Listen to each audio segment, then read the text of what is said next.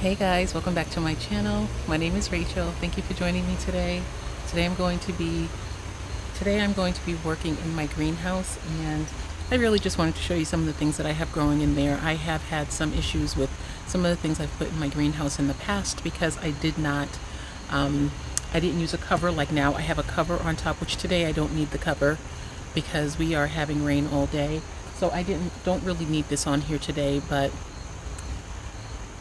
because I just got in from the grocery store, I didn't want to leave the house and not have it covered and then have a bunch of sun come in and burn my plants. So I kept it on, but I will more than likely just take this off before I show you what's inside of there. You can see some of the things now. And this is not a technical greenhouse cover. This is actually a shower curtain that I was getting rid of because it got a little bit too dingy, and so I just used it as my greenhouse cover, and it has been perfect because of course the sunlight can penetrate the white cloth. So let's go inside and see what's in there. Okay, so walking in, I will give you an overview first. This is how it looks, and I just have some gravel at the bottom, and I just have some random plants in here, and I have to say right now everything in here is very happy. If we start over here, let me just step in. Just ignore that back wall. This is against the house, and so it gets a lot of things trapped back there. But I have my Shangri-La pothos out here, and she is doing really, really well. She has a lot more variegation now, and she is so pretty. Oh, I love this plant. She is such a quirky plant, and yes, I do like the quirky plants. Okay, next I have my Radicans Cross Luxurians, and this is an Anthurium. Why do I see white specks on her? I have to investigate that. Okay, good. It's perlite. This is that crossbreed Anthurium. She's doing really well. It seems like since I put her in here, she has just opened up a lot, and I really like that. It's humid in here. I guess I should have started off by showing you what the temp is in here.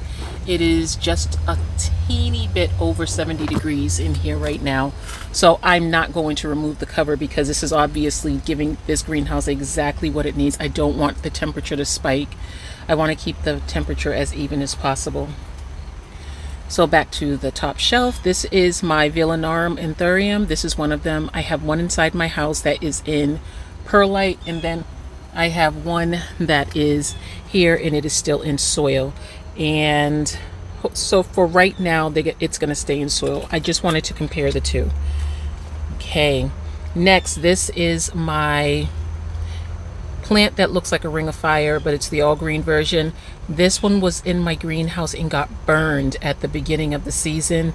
It was literally cooked spinach, and I was so sad, and I have not come across another one.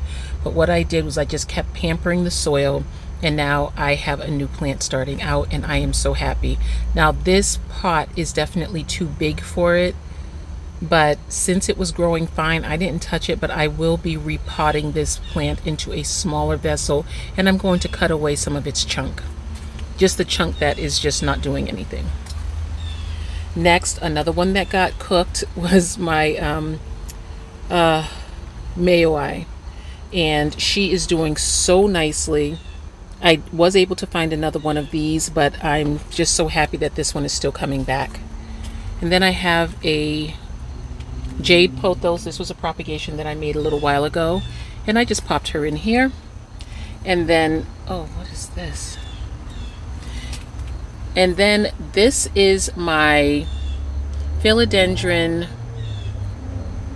White Knight, and I am so excited about this White Knight because I'm really excited about this White Knight because it started giving me pink variegation. And I did hear someone mention the fact that these can give you pink variegation, and this one right here has a beautiful pink leaf, and I'm not sad about it. I love that leaf. It's absolutely so cute. And this is the latest leaf on this particular plant, and then the latest leaf over here does not have the pink really. It has a little bit of the pink on the edge, but that's it. And then behind there, what's back there? Oh, this is my variegated Epipremnum pinnata.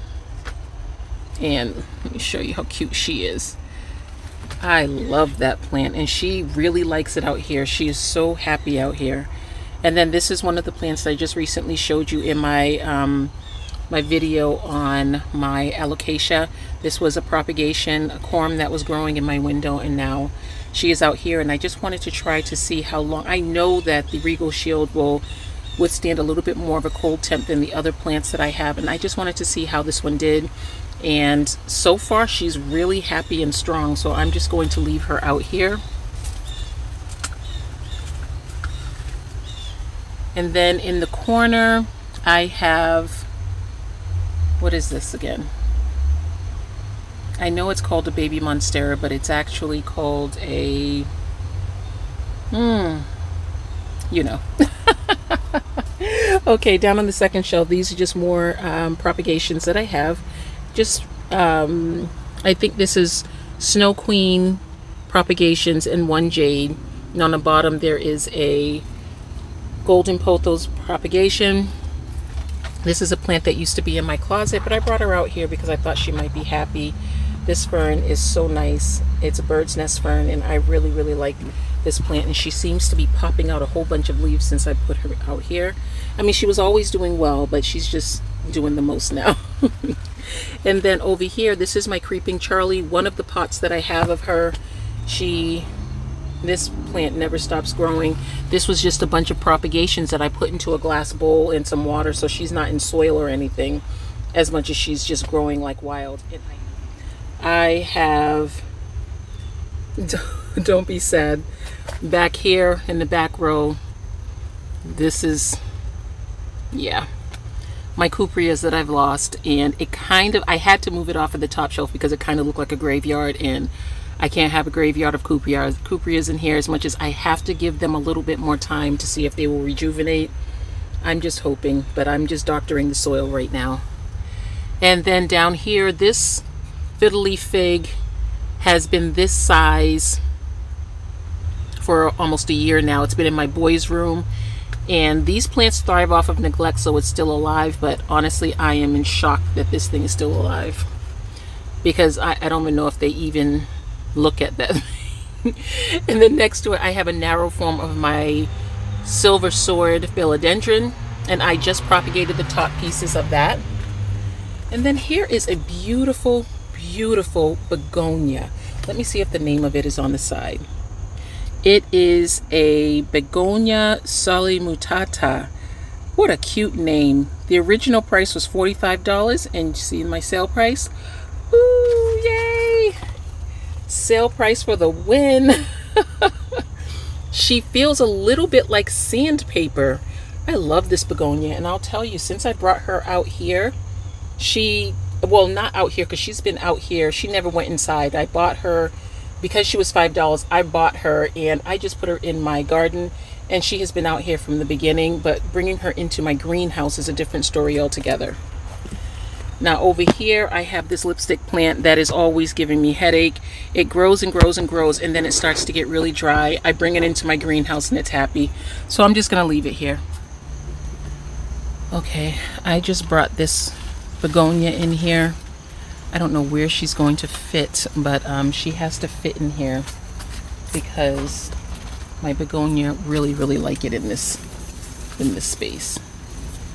Let's see if I can bring this a little bit further down. Let's try to put her right there. And I'm going to put this begonia in this corner. You see how the top looks like, okay, she just has one sprout, but then you come over here and look at this.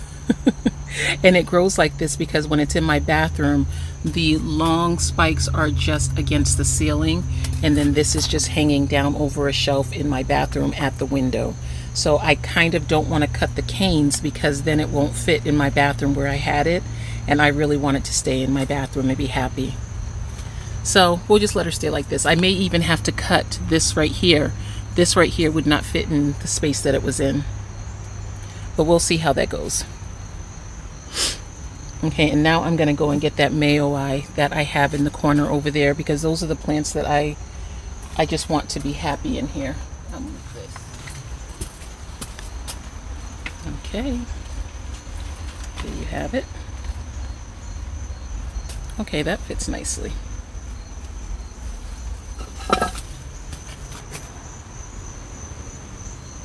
All right, so that works. So there is what we're working with now. And I don't think I mentioned this plant right here. This is a Begonia U309. It started off at $38, went down to $5. I brought her home. She was outside hanging on the fence in my garden. But when I brought, she was doing great. But when I brought her in here, that is when she opened up and lived up to her potential. I am so happy I brought her in here, and so I'm definitely going to do my best to keep my begonia nice and hydrated in here. I mean, this one over here is just gorgeous, but this one, the leaves are so big. They're kind of rough. And then this is a cane begonia I purchased in Walmart for $5 almost 2 years ago. I thought I was going to lose her this year, but I brought her outside to save her, and she's doing really well. And I brought her into the greenhouse, and she's golden. Love it. And hopefully this one right here will be doing better now that it's out here getting all of the moisture it needs. Okay, and I think I already mentioned this pot of Tradescantia, and then there's a white wizard back here, and this right here is actually a hosta right here. And then just some beautiful Tradescantia. And that's it. I hope you enjoyed this tour of my greenhouse. I never mentioned this Micans here. This Micans always has such itty bitty tiny leaves, usually about this size. But out here in the greenhouse, she seems to be really, really happy. Look at her. She seems to be so much more happy out here. So we'll let her stay in here. Oh, it's starting to get kind of jumbled. These are my mosquito sticks. My husband ordered them for me on Amazon. Yeah, from Amazon. He ordered these for me, and so I just light them so that I don't. And it is essential oils that it uses to deter mosquitoes from biting me up. So that's it, guys. Thank you so much for joining me today. I hope you enjoyed this video. And if you did, please remember to give me a thumbs up, and I will talk to you guys again in another video shortly. Bye, guys.